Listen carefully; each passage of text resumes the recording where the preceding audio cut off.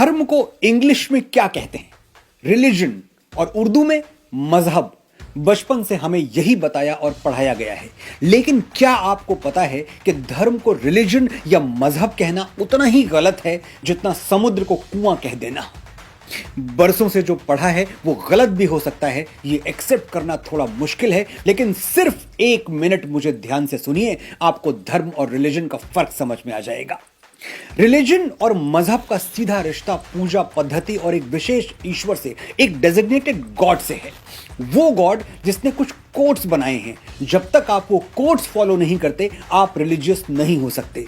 जैसे नमाज और कुरान पढ़े बिना, रोजा या ज़कात में विश्वास किए बिना आप मुसलमान नहीं हो सकते। अगर आप चर्च नहीं जाते, बाइबल को नहीं मानते, जीसस में बिलीव नहीं करते, तो आप क्रिश्चियन नहीं हो सकते। यानी इस्लाम और क्रिश्चियनिटी रिलीजन्स हैं, कोड्स पे चलते हैं। जो किताब में लिखा है वो मानो, नहीं माना तो आप रिलीजियस नहीं हैं। और धर्म क्या है? मत मानिए कोई किताब, मत बजाइए किसी मंदिर में घंटी, मत उतारिए किसी देवी देवता की आरती, फिर भी आप धार्मिक हो सकते हैं, क्योंकि फॉलो करने के लिए कोई कोड है ही नहीं, आसमान से कोई किताब उतरी ही नहीं।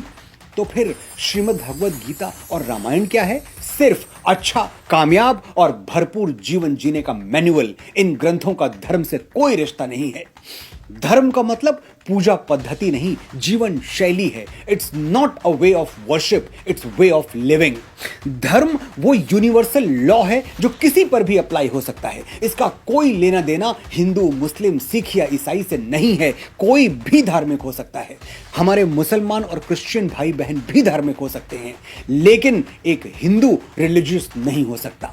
1 रूम वाला हवेली में आने का सपना तो देख सकता है, लेकिन हवेली वाला 1 रूम में जाने का सपना क्यों देखेगा? Common sense. ऋषि चारवाक के बारे में पढ़िएगा। वो नास्तिक थे, किसी देवी देवता या कर्मकांड में विश्वास नहीं करते थे, फिर भी हम उनको ऋषि मानते हैं। गौतम बुद्ध ने तमाम सनातन परंपराओं को ठुकरा दिया, और सनातन ने क्या किया? उनको 9वां अवतार कह के अपना लिया। ये है धर्म। अगर कोट्स देखे जाते तो हम बुद्ध को भगवान नहीं, शैतान कह देते, लेकिन हम जानते थे कि बुद्ध जैसी भगवत्ता किसी अवतार को ही मिलती है, तो हमने उन्हें भगवान कहा और सर झुका दिया। ये है धर्म। लेकिन धर्म को डिफाइन कैसे करेंगे? सिंपल डेफिनेशन, जैसे मनुस्मृति ने किया है। धृति, क्षमा, दमोस्तेयम, शौचमिंद्रिय निग्रह, धीर विद्या, सत्यम, क्रोधो, दशकम धर्म लक्षणम।